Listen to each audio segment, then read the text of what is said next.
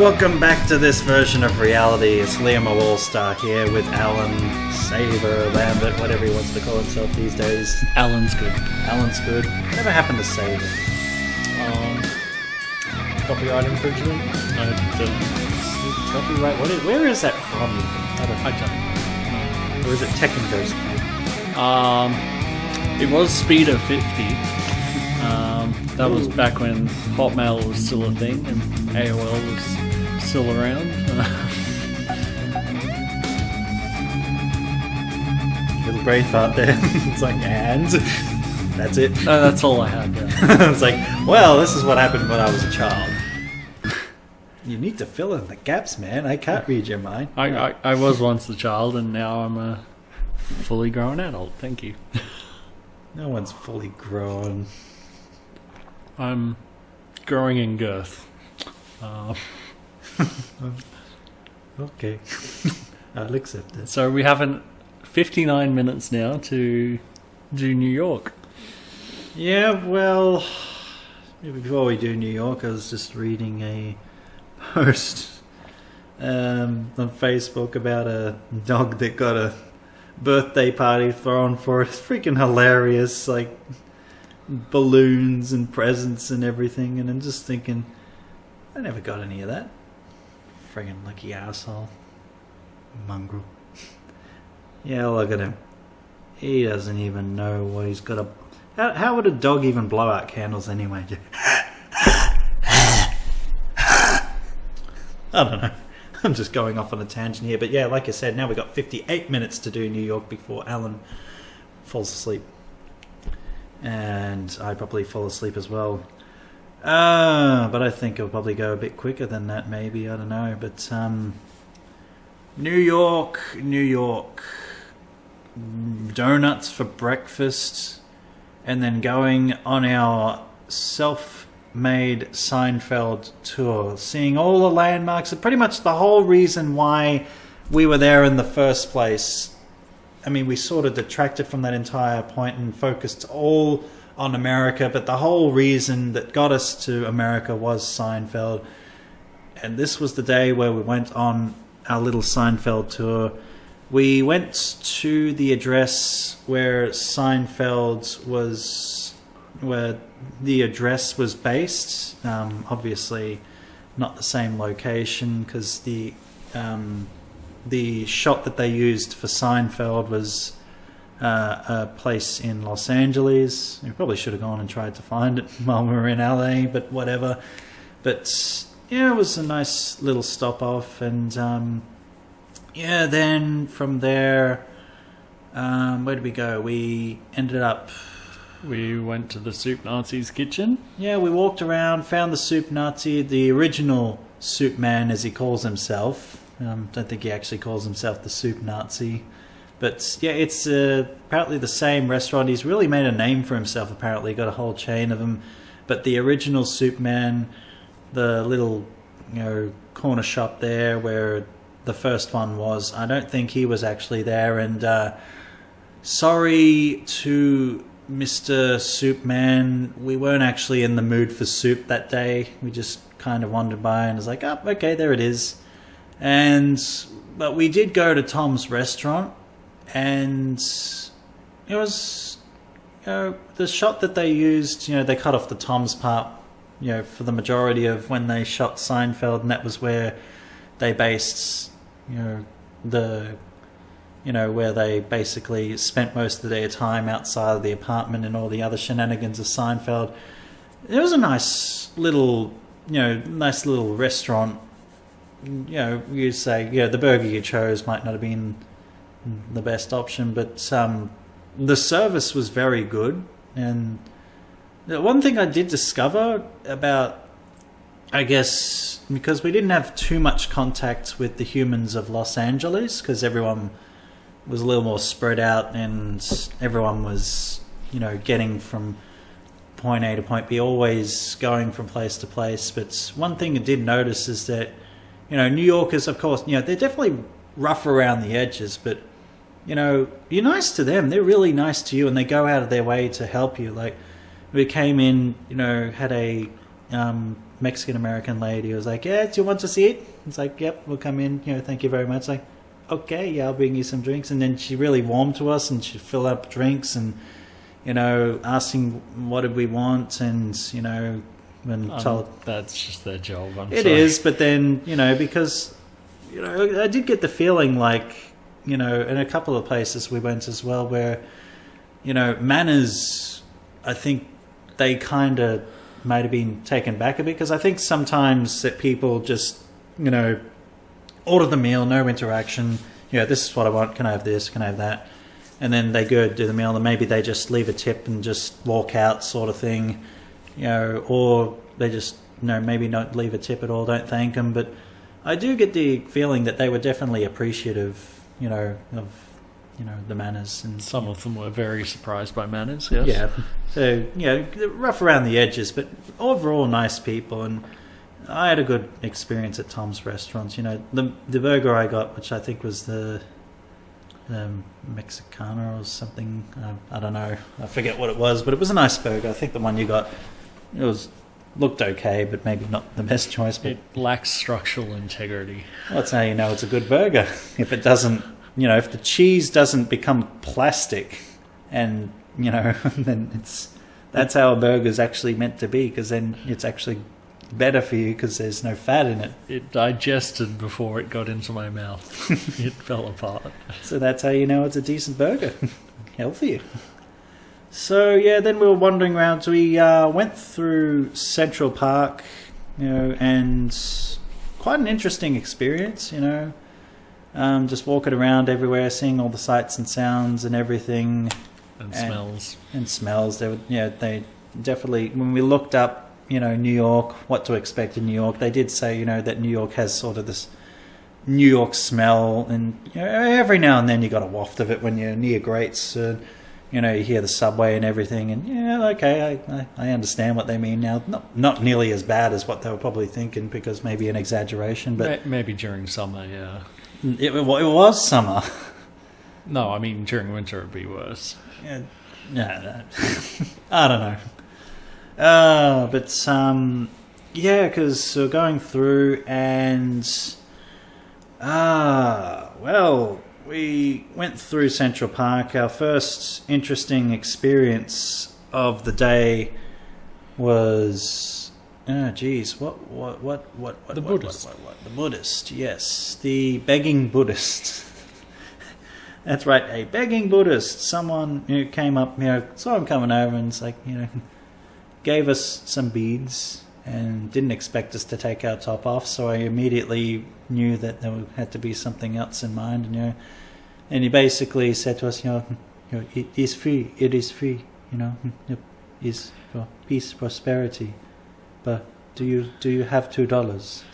It's like, well, by that point, confession, I had change after taking money out that I needed to get rid of, so I figured, either give it to you or a homeless person. And I hadn't seen any homeless beggars around at that point, so I figured, I probably had maybe 75 cents in change at that point, and you had a couple of dollars you just wanted to get rid of. It's like, it's like, oh, you have $2, $2? Like, nope, this is all I got. It's like, oh, no, that is fine. And it's like, can you please give me... I just wonder if maybe he had to pay for the freaking parking meter, or if he was just trying to get his car at an impound or something. Like, park his combi van around the corner. Peace.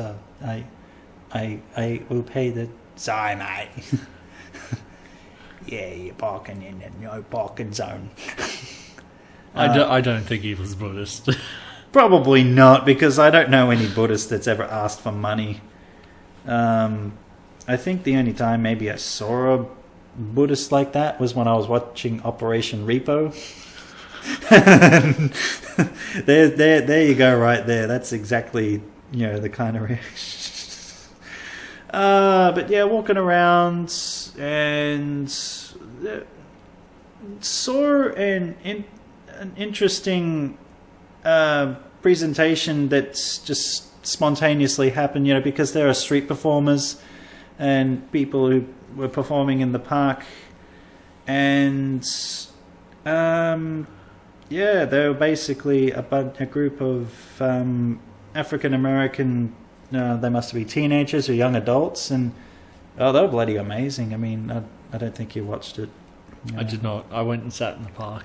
Yeah, and I went and watched it, and I recorded it for later viewing, and I won't post. I might just post a short clip of that because I don't want to post the whole thing. I don't think they've got a YouTube channel or anything, but don't want to breach that copyright. But they were performing a lot of like parkour like moves, like flips and jumps and a few other things, and pretty talented and very charismatic and energetic and comedic, and it was a really good presentation. And the rest of the change that I had, which I think I only had maybe $10 or $15.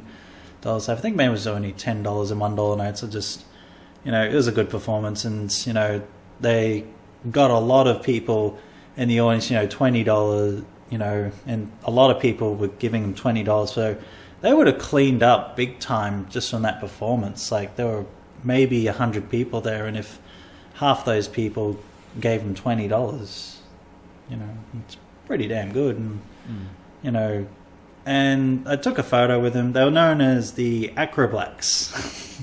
It's actually there, but I do believe that I don't know if they've got a Facebook page or a YouTube channel, but if you're ever in Central Park, you should definitely check them out because they're very talented and very like I said, they were very good, and it was definitely worth the stop, at least for me, I guess.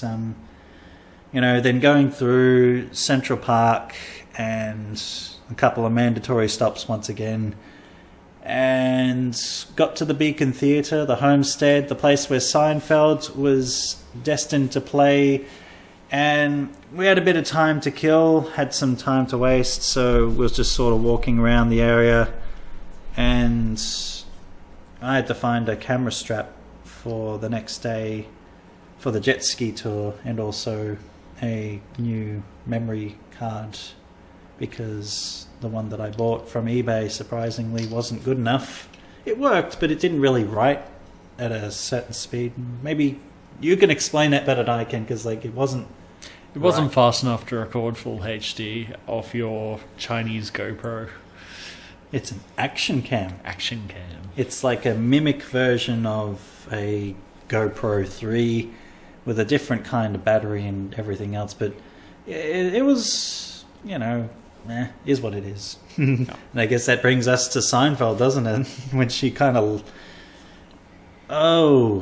if I could say that Seinfeld hasn't lost a beat, hasn't lost a step. He is as funny as he's ever been. He's 63 years old, and he literally had the place in stitches. I don't think that he gave, for the first 10, 15, maybe even 20 minutes, that he even gave anyone any time to breathe or, whatsoever. It's like laugh, applause. Like, he just really killed it.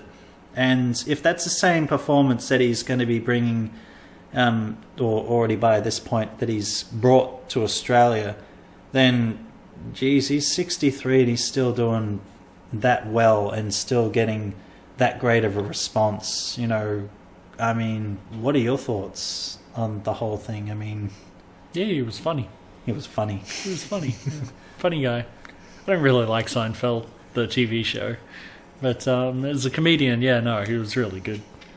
Just the presentation and everything as well, because there were a couple of jokes where it's like, where one bit where it was like, the saying, it is what it is. And it's a saying that I sort of picked up. I think I picked up from one of the other podcasts I listened to for some reason.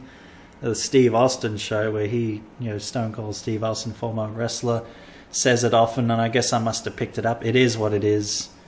And he did Seinfeld did a bit on that, not on Stone Cold, but on the saying it is what it is. It's like, what the hell does that even mean? It's like, it is what it is. It's like, what if someone were to, what if someone to question that? It's like, I don't think it is. I think it is what it isn't. It's like, just saying two words in succession has a meaning. What's done is done. Business is business. just went through a whole bit about it, and then he was like, why don't you just blow in my face and that'll give me the same amount of data as, saying it is what it is. Just go, And there's a bit that you thought was funny as well. The bit about the helium balloon. The helium balloon where the woman is, so excited is, she's hanging on to, she's hanging on to you so you can't float away. You're butchering it. And then by the end, he's unable to hold his own up in his own string. I'm probably not doing it any justice, but then if you want to hear the bit properly, go see Seinfeld, seriously. I mean, it's worth it. He's worth it. Every dollar that we spent and the whole trip, well, it became more than just Seinfeld, but it was pretty much the reason that we did go to America originally. And, definitely got to say congratulations on all your success and bloody great show, and every other show that you plan on doing in Australia, which I hope he's probably having a good time right now. Unfortunately, we missed out not once but twice because he discovered that there were actually some tickets that opened up that were released, maybe because the scalpers couldn't sell them, so they just got them refunded, and then they just sort of disappeared again. But it is what it is. But then after that was where, after the show, we walked to Times Square and saw all the very big televisions, all the sights, all the sounds, and very bright, very colourful, very crowded. I don't think anyone was aware that it was nighttime at that point. There was so many damn people there. Kids, adults, everyone in between. And more cosplayers, a few Spider-Mans again. I'm surprised they didn't try and scalp some kids for some money for photos and that. And we ended up making our way to the Empire State Building, which was an interesting experience for me. Not so much because I'm afraid of heights, but because my mobile phone is afraid of heights. And if there was any fear that I had, it was because there were people around me kind of pushing and kind of nudging and bumping me unintentionally, but still at the same time, it's like, if they bump me hard enough, no matter what kind of karate grip I've got on this phone, I'm going to lose this phone and it's going to drop freaking... I mean, how high is the Empire State Building? Bloody high. Bloody high. Like, very, very high. Can my Gorilla case with my Samsung S5 withstand that fall? Very unlikely. Maybe. No. Possibly. No. Definitely. No. There you go. So that's your answer. But so you got to understand where I was come from. But it was a great view, especially because it was at nighttime. Because during the day it's one thing, but nighttime, we went all the way to the top, to the very top floor. And yeah, gotta say, great scenery, great view, and great amount of walking back to get the Uber to go back. And I think we got back by like 1 o'clock in the morning. First time we actually got to sleep in. We decided to actually sleep in because we didn't have the jet ski tour until 1 o'clock in the afternoon. So we actually got to actually relax on the freaking holiday. And it was pretty good. So, jet skiing on Manhattan. Around Manhattan. Hudson River. Down the Hudson River. Going round various bridges. And inevitably ending up meters away from the Statue of Liberty. So it's quite scenic. But beforehand there was something even more scenic. And that was, what was it, B&H Electronics. And Jesus Christ, if Alan had $1 million and he could just spend all day in there. If I had a bigger suitcase, I would have spent all day in there. You could have used my suitcase. I mean, it was stuffed full of Nike clothes, which I had bought, and then eventually the the body strap which I bought, which was only $10. Which, backtracking back to the souvenir shops that were passing in Times Square, they wanted $300 for a body strap for a body cam, like a GoPro or action cam. It's like, piss off. 300. Still can't get over that. $300. That's like 300 US, yeah. So yeah. So got that, got a better memory card, charged up the cam, and once again, I keep saying it, bad with names. Was it Tony, Toby, Tori? Tina. See, I was close. Just wrong gender. Dom and Tina. Yeah, so we were with Tina. She had a bit of a hangover apparently, but yeah, nice gal. And gal. She was a nice gal. Yeah, get into an ACT. She was a fast machine. She won.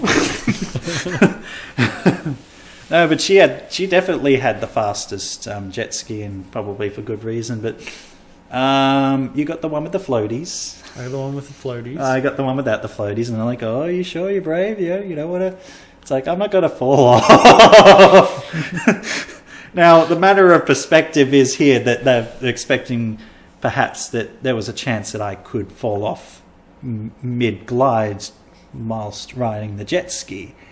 And one of the problems while riding the jet ski as well, perhaps even a little bit of distraction, apart from the various chops, which, rough, as you're going up and down, up and down, up and down, up and down, and apart from pretty much destroying my knees at times, could have rendered my future children obsolete, and just absolutely every time I hit a rough patch and went up and down, the jet ski and all its force went right up and freaking hit me right in the freaking crotch. It's like, oh, I'm okay. Speed through it. Just, oh, next rough. Oh, next rough. Oh. And then the meanwhile, we've got my body cam, which unfortunately the little mechanism that holds the actual camera up keeps flopping down. So every time I hit a bump, it's like, oh, and then it goes down. Now all you can see is my crutch for the first part of the jet ski tour, which I recorded. And yeah, the first stop, and I just sort of went there, made it through. We were waiting for everyone. They were taking forever. There was kind of that distraction by the fact that I just sort of locked the jet ski left and just didn't have it on revs or anything. I was just, just sort of like, just sort of leave it. And then I noticed that the side got waterboarded and that I was starting to veer to the left. And before I could actually bother to do anything, because by that point I was like, I think I'm going to fall off the jet ski. So I was just not even jet skiing by that point, but just floating in the water, just sort of, crap. And that's the one thing that the cam actually caught better than the part of the trip. And that's when Alan and everyone came up and yeah. Yeah, they were like, well, no, did you fall off? I was like, I don't know. I got waterboarded and it just sort of flipped, and before I could shift my weight, I was like, oh, crap. So yeah, I technically did fall off, but not while I was jet skiing. So, oh, you were sitting on the jet ski. Well, I was just sitting there, but that's different. Yeah, but then I ended up configuring some of the straps and wrapping them around the camera, and it caught the rest of the trip. And I'll put that up as well, obviously, on the YouTube channel so that everyone can see that. And my various commentary, as well as the various times that the jet ski pretty much crotch chopped me and freaking came up and, I can't say it's the most pain I've ever had. I've been kicked harder and everything, but still, it's never pleasant. I don't think anyone, if they ever do, well, then they're nuts. for lack of a better term. Some people do, yeah. I don't want to meet them. Or their wives. Or whatever they call them. Masters? I'm taking a shot in the dark here. Mistresses. Mistresses. Mistresses. Mistress. Mistress. But yeah, it was a fun tour. I mean, I was pretty much racing a Scottish guy and his wife at the beginning and trying to catch up to Tina. Trying to catch up. I couldn't catch up to her. I got as fast as 80. I think the fastest I got was maybe 83 to 85 kilometers an hour because the odometer, well, the knots, it showed in kilometers instead of miles. Alan originally thought there was miles. I did the entire time, and I thought, wow, I'm doing really well. Well, you were doing well, but there was no way in hell that thing is going to do 85 miles an hour. And if it does, I think you would have been signing more waivers. More than the freaking skydiving did from the 18,000 foot, because if you fall off that at like 80 miles per hour, it would hurt. Not until you come to, and if you can actually feel anything by that point, and if you haven't drowned. I'm not a strong swimmer. I think I had a life jacket. Yeah, because that'll help. Just whoa! Yeah. Just kind of like concrete and just skid across water. It's like, Daddy, look! There's a dolphin. No, son, that's a human who fell off a jet ski. You see, he was clearly going too fast. Oh, look. He's up the Hudson River. There's only one stretch of it that kind of stank. The rest of it was fine. Most of it was pretty good, yeah. A few floaties here and there. Like wood, not bodies or turds. or floaties, like excrements. No excrement. I didn't see any anyway. Yeah, but apart from, a boat sort of cutting everyone off, there really was. It was good, It honked me. It's like, take your top off. Okay, put it back on. Oh, that's mean. No, but yeah, went for the jet ski tour, walked to finally get my hoagie, as was described in numerous parts of the actual video tour, and I got my hoagie, my Philly cheesesteak hoagie, so I could go back happy. And I got a piece of cheesecake. Yeah. You did not get cheesecake. I did not know. You do not like cheesecake. I sat outside and spoke to an Asian guy about my phone. Yeah, well, it's an interesting conversation. Not really. Yeah. I'm sure he's thinking the same thing. Those damn white people think that we're all into gadgets. Well, he was. Yeah, well, you don't have to make that assumption. No. I mean, he came up, sat next to me while I was on my phone, and proceeded to grill me about my new phone. Because he was looking at getting a new phone, and he had never seen a Samsung S8 before. Yeah, I think it's really good what they've done with the new Samsungs. I mean, removing the self-destruct feature from the S7 has really improved sales a lot. I would hope so. I mean, it was a good idea at the time, but seriously, I really think that perhaps you should probably have reconsidered that. Apple got away with it. Now, those Apple people, if they said, had an ad one day, jump off a bridge, they would all freaking do it. Because it's better than Samsung, it's better than Android. You're going to die! Whatever. All hail Steve Jobs. It's just a freaking cult. The only difference is that there's technology involved. I don't know. Usually cults don't involve technology. They abstain from it because it contains information from the outside world, which is all bias. I don't know. I've never been in a cult or a group, and then barely been a couple. So, my views on society are based on being a cynical, maniacal prick and practically a loner. But hey, it works for me. Gives me a unique perspective on things. But yeah, it was a pretty relaxing part, apart from the fact that we got I'm going to say it, the stereotypical Asian driver driving us back from the place that we were at getting the cheesecake and the Philly cheesesteak, and he was a Prius driver. We took an Uber who was a Prius driver and an Asian driver. I was scared for my goddamn life. Okay, maybe not. That's an exaggeration, but still, there's no exaggeration to the fact that Prius driver, Asian driver, I'm sorry, but stereotypes are not always BS. Yeah. Just any objections? No, I think stereotypes are there for a reason, and I think we comply to them fairly well. Especially, yeah. Oh, dear. But then, the final day of New York, went to Coney Islands, and it was an interesting day, because we found IHOP. Lovely service. Great service. Really lovely people, especially around the area. IHOP, sorry, but your pancakes were dry. Your maple syrup didn't taste very good at all. Your milkshakes were great at that location of Coney Island. And I'm not saying don't go there, and I'm not saying that perhaps maybe that day was just, it was just one of those days where maybe it just, wasn't great food. They were just having a bad run, I think. But Pancake Manor, to me, kicks International House of Pancakes ass. Truly, hands down, Pancake Manor in Australia, number one.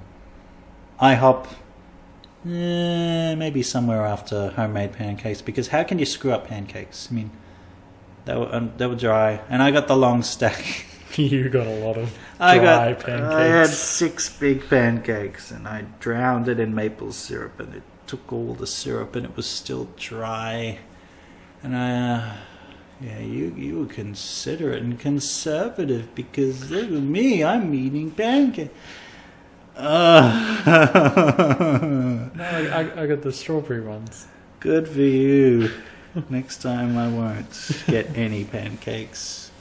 Or maybe I'll just... They had a lot of other foods there, but I think pancakes were what we had to get.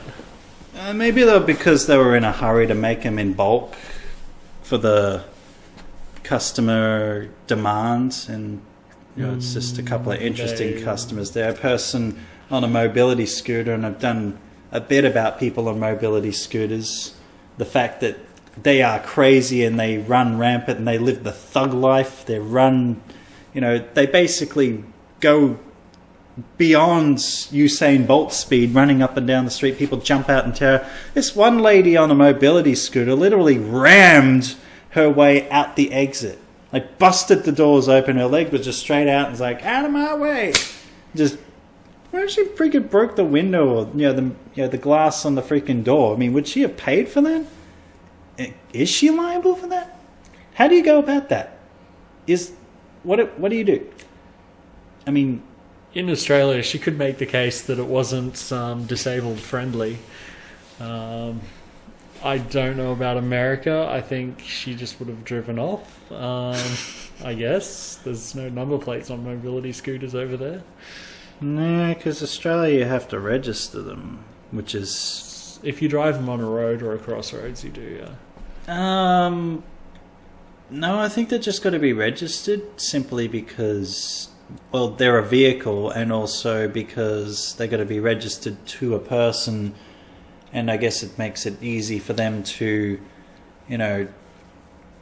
just kind of, no one can just get a mobility scooter. Well, you have to have a disability. You have to actually, it's like a prescription. You got to actually get a doctor's note, and you can't just go and get one for the fun of it. Because I do know a person who does use a mobility scooter.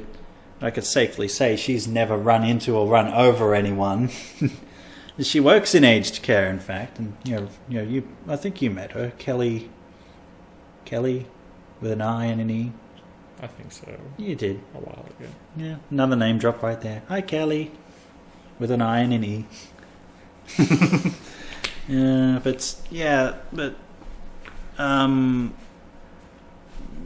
They're not supposed to drive on the roads, but that doesn't stop people from...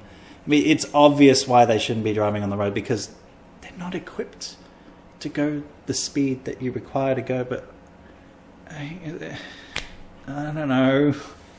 Just they're crazy. The ones that riding on the roads, living the thug life, running people over with their scooters, running into people's scooters, makes you question, is that person in a mobility scooter because they're legitimately disabled or impaired, or because they were hit by a person in a mobility scooter? Introspectiveness right there. So we went to Coney Island, and more interestingness there. There were plenty of rides. I mean, I think the first one was called the Thunderbolts. Yeah. And there was also the steeplechase. There was the slingshot. I went on that. You didn't go on that. I didn't go on but that, you no. recorded it. I recorded it, yeah. And the anal later. The thing you laid face down in. Yeah, like it was like a Superman ride. A lot of these rides in Coney Island, they may as well call it Anal Island, because a lot of the rides secured you from the backside, and it was very jolty and jarry, and I felt like I was hurt and abused after a lot of the rides. And their famous old coaster, which looked like it was rusting to pieces and maybe it should be repaired sometime soon. I mean, just me saying without saying, we know what we're thinking, but let's not say it. There are certain theme parks and coasters and that maybe do need to have some of their coasters and other rides looked at now before something happens, but they'd repaired some of it while we're there, but I got a rapey feel when I was on a lot of these rides at Coney Island. I gotta say, it's a lot of... The only one that maybe didn't, was the one where going rounds. the Octopussy one, yeah.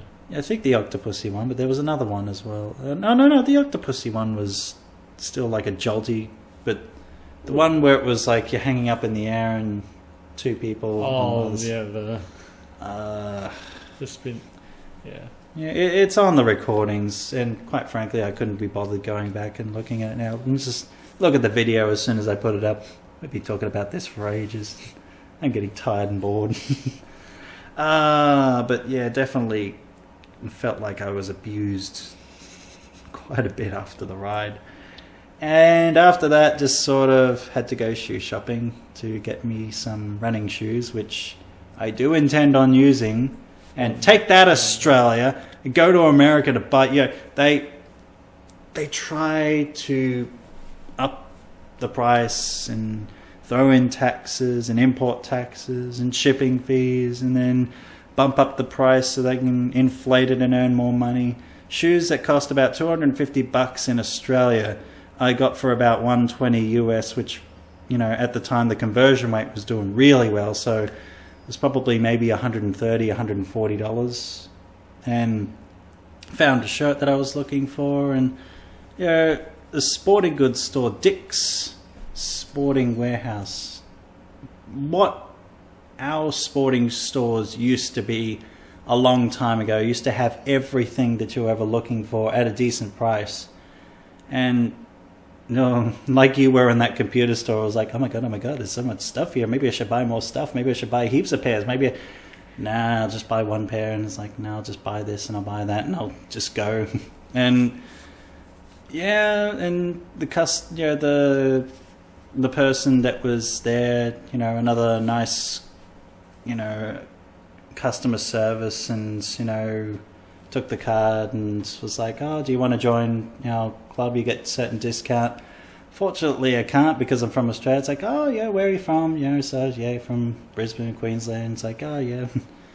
And just had a bit of a discussion, and the locals around were really nice. And then eventually we were going to shoot each other, because at no point were there any shootings, thank goodness. But we did plan to go reballing, which is a rubber version of paintball. And they had the walk-ins for the reball, and what the hell is the name of the place? Indoor Extreme Sports. I had a bone to pick with you, and Alan does too. We came from Australia to come to your fine establishment, which was across from a penitentiary, evidently, in the middle of Long Island. Was it Long Island? Pretty sure it was Long Island. I don't know. Or wherever the hell it was. Doesn't matter. Fact is that we walked in. We we're told that if we walk in, we just walk in, we'll be able to get a booking. We were told, probably the first and only bad customer service that we received in America, where we were told by a lady that there's no bookings right now. We'll put your name down. There's going to be an hour and a half wait. So, go for a walk or something. Come back in, about an hour and a half, and then we should be able to fit you into a session right there. And she evidently said that to a bunch of other people as well. We went for a walk and encountered some interesting groups of people. One who was asking, whether or not he was legitimately asking or just simply casing me out to see if I had any openings in my defense where perhaps they could rob us. I don't know. But he was asking if there was a place where they could eat. I was like, I don't know. Maybe the 7-Eleven, if that counts. Oh, no, that's good. And then they were walking off. And then you decided to walk in the same direction. It's like, yeah, okay, let's go for a walk. And then one of them's pulling out a knife. Not for us, but to cut some tape. Police tape. Police tape, yeah. With a blunt knife. Very blunt. It was comforting. It was probably the side, probably like maybe 6 inches or so. So, maybe 4 inches, I don't know. Maybe 2. I don't know. It was a very, very small knife, very blunt. That's still, it's like, well, obviously, because the guy came from the place that we were coming from, and he obviously worked there, so if he was going to do anything, he'd have done it already. And if he does, then he's probably not going to be able to finish his shift. You've got a choice. Finish your shift or finish your shiv. Sometimes you have to make that choice in life. But I'm guessing it was mainly there for self-defense. But then that kind of beckons the second question.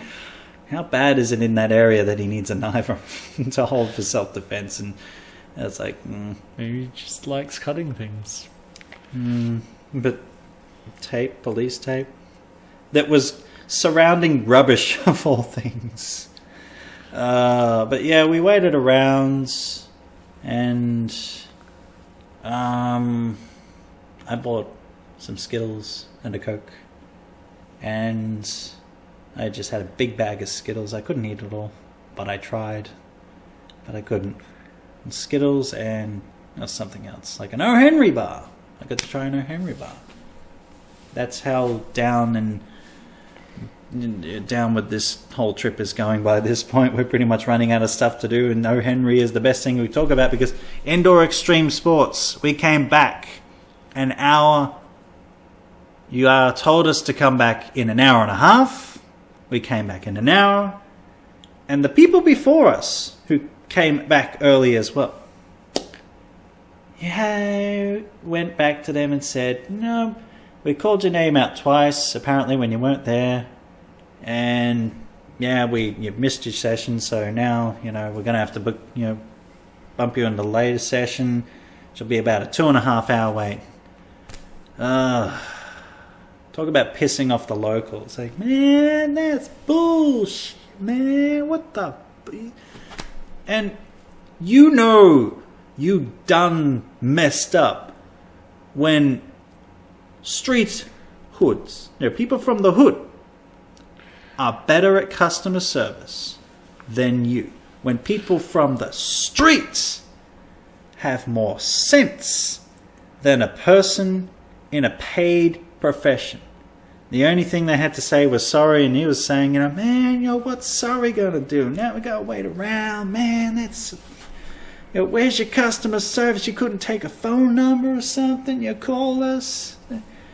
So, then I ended up having a nice conversation with the guy outside. And it was like basically saying, it's like, they could have, if their policy is that they're going to call us out, then they could have taken a phone number, or at least told us, look, hang around here, so that, when we do call you out, like, no, right? It's like, shit, man.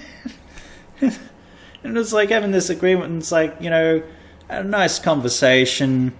For the life of me, perhaps for the last time, I will say sorry once again. I cannot remember a name, but you know, introduced, and you know, he had a nice conversation. He invited us into his game, into his session, so we go, you know, shoot each other. And I guess you could say that we get to, for the right reasons, go on a shooting rampage in America.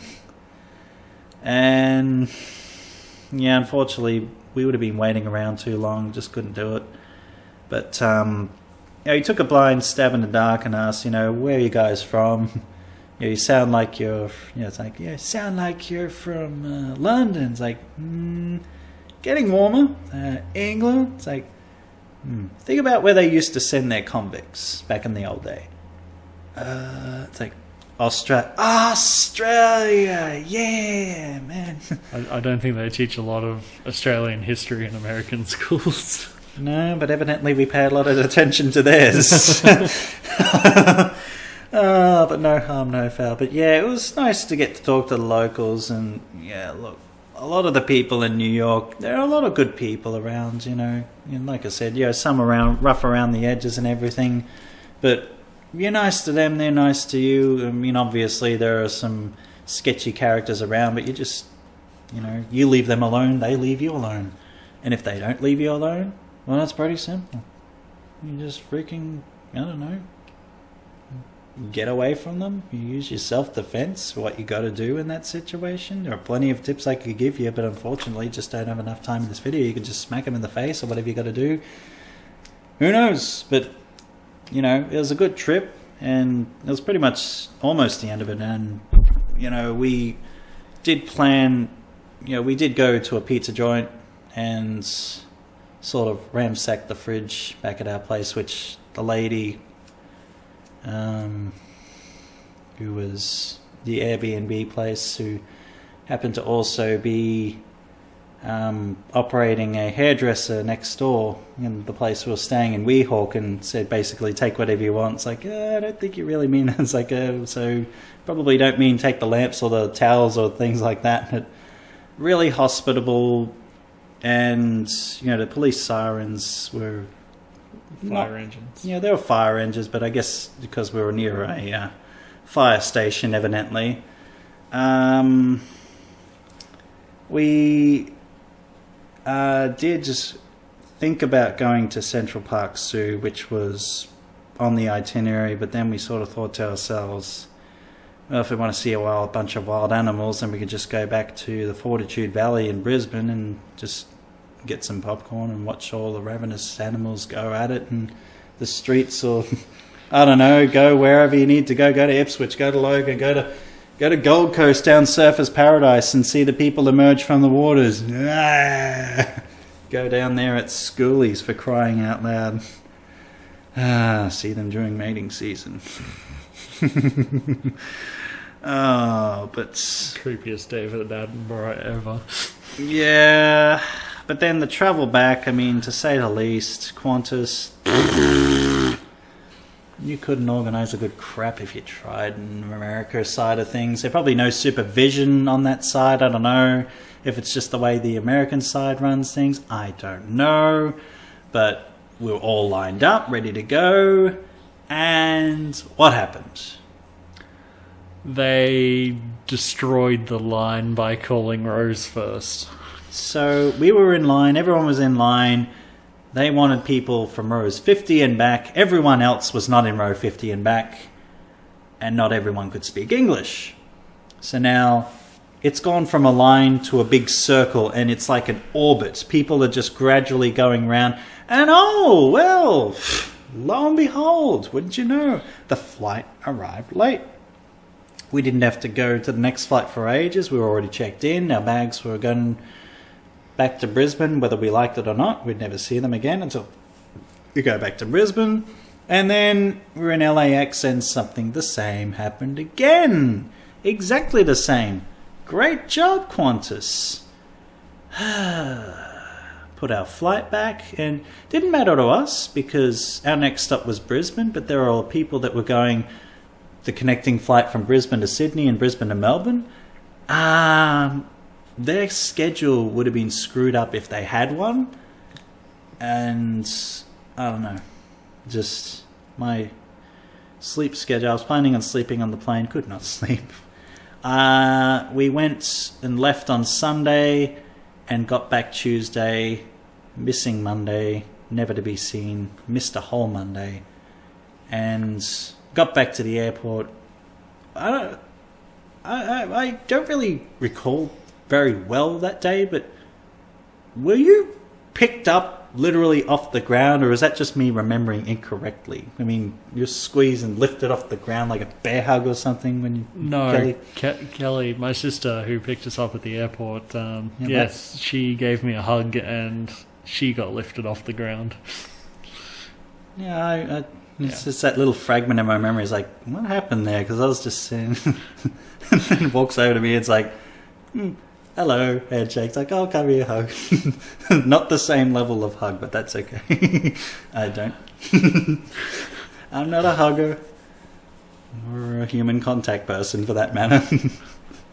But yeah, then I got home eventually, and the old girls were waiting for me, and they were jumping all over me. And the dogs too. Yeah. Yeah, I get all the bitches. But then the end of my trip, I mean, the end of yours was going home and crashing and sleeping. Mine was going back and then going straight back to work straight away and going about my business. And then the next day, having an open mic gig and being jet lagged and doing a okay job at it, but some of it probably missed a punchline, which was a very good punchline, which would have made the end of my gig a lot better because it was the second time I've ever done that bit. Just sort of touched it up a little, and I guess if you ever come to any of my open mics and check me out at the Sit Down Comedy Club around Brisbane, you'll get to see me and various other comedians. And not Alan, though. He doesn't want to go. I might be in the audience. He'll be in the audience heckling me saying, "Get off the stage, you're not funny." While he throws, I don't know, cans at me or something. Cans of soup, because they're the hardest kind of cans to hit. Not open, like full cans of soup. Yeah, they're really heavy and dense, and they've got the right kind of forearm. You could really give someone a concussion. Good edge on them, yeah. But my second trip overseas, I'd say out of the two that I've had so far, because I had the one in New Zealand, very relaxing trip. The one that you organised. The one I organised. The one I organised was perhaps very full on and crammed and extremely busy. I don't think I relaxed at all. I think it was more business than pleasure. But what would you say about the trip and your experience in America? Did it meet the expectations for better or for worse? For worse, yeah. I was actually surprised by how many fat people I didn't see in America. That's one stereotype I just didn't see. You weren't shot. I was not shot. You were, well, even though you were propositioned, threatened, and preached to, you weren't given herpes. You weren't stabbed and robbed, and you weren't converted. No. So that's a bonus. Yes. No fat people. I didn't get shot, which is a little disappointing. I mean, maybe a through and through on the arm. It would be a good story. But yes, interesting. I'm not confident that I could say that anywhere that we really traveled to in America I would consider a first world country. Sorry, America. There's some really nice holiday destinations. LA and New York, not my cup of tea. I would much rather a tropical beach somewhere. Yeah, well, it's definitely... What I definitely picked from it is that they're holiday destinations simply because they're destinations that have a lot of things to see and do, but it's a lot of things to do, I guess you could say, because like say, contrast difference in New Zealand on the South Island where we were when we travelled. It is purely just a holiday destination and not much else. Like, people go there purely to holiday and relax and get away from it all, and people are rich, people don't care, people are living out their lives in bliss, perhaps even blissful ignorance, whatever. But personally, I say that, obviously, you've got the stereotypes of what's happening in America. And I said it while I was in America, because you do have that stigma of who is currently in the White House as of our trip and as of this podcast, Mr. Donald J. Trump. But the general feel I got, in LA was that, they weren't really pro-Trump, the people that we came across. New York, perhaps more pro-Trump, but no one really seems to talk about it because I guess at the end of the day, they're either not concerned or they just don't care. They're just living out their lives because it's too big of a place to worry about just one person. And I guess from the outside perspective, we're seeing things, we're seeing, because we're not really concerning ourselves. And also the media focus is on the president rather than the people of America. And from time to time lately, unfortunately, focusing on the worst parts of America. Perhaps we got the biased perspective, but the best perspective of being, because we went to LA and New York, and they were great places, I believe, and, the two busiest places in America. Yeah. Which, people too busy to care about something like that, just more about living their lives and doing what they need to do, going where they need to go. And, that's really all you need at the end of the day. And I enjoyed myself. I believe that, pretty much can say don't really have any regrets, that stuff that I didn't do. Maybe I would have if I didn't go back and, at least have the conversation with Titus. The first time around. If I had the opportunity to speak to Jerry Seinfeld face to face, that would have been amazing. But I understand that, with his kind of crowd, and I guess, because, Titus does a lot of the, the comedy clubs and that, but Jerry tends to fill out more of the theatres and the stadiums and that, so he'd probably be there all night, seeing thousands upon thousands of people, but, it's a matter of choice, and if it's something he doesn't want to do, then you've got to respect that as well. But, I guess it would have been nice, if it could have, but, you can't fault someone for not doing it, and, the whole trip for me, I guess, was a learning curve and an experience. And if I ever do go back, what to expect if ever I, LA, do shoot a movie, or, where to go, what to do, what things are like there. And, I enjoyed it. And it was good fun. It was good. But I'll say that's probably enough discussion about that, because I don't know about you, but I'm really tired of you talking about this US trip for a long time, not doing anything else. I'm sleepy. Sleep time. Time to sleep in my house, which I'm going to go to right now. But for now, I guess I gotta say thank you to everyone for listening. This isn't going to be the last series of podcasts, but I hope you enjoyed my rebuttal of our US trip from LA to New Jersey and New York. And so thank you, Alan, for being here to help me with all what happens and for putting up with me the entire time and reminding me to stay on the right side of the road so that I don't crash the car. Go into the American healthcare system, no offense, but it doesn't really work, okay? That we all. But for now, I guess I've got to say simply thank you for listening. My name is Liam, and I'll see you guys next time.